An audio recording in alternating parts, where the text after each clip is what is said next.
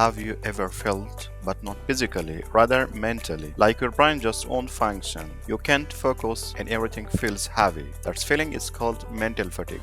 Let's explore this topic. What is mental fatigue?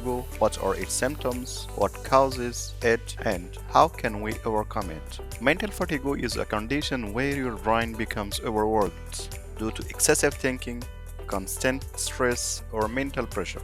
It can negatively impact on your concentration, memory, and even your emotion.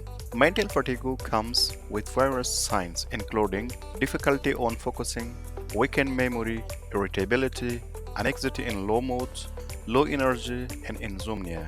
If you experience these symptoms, you might be mentally exhausted. There are many reasons why mental fatigue happens, such as heavy workload or academic pressure, constant overthinking or stress, lack of quality sleep, poor diet, and inactivity. The good news is that mental fatigue can be managed. Try the following ways: get quality sleep 7 to 9 hours per night, exercise regularly, physical activity boosts mental clarity, take break and relax, give time to yourself and take rest, and drink plenty of water. Practice positive thinking.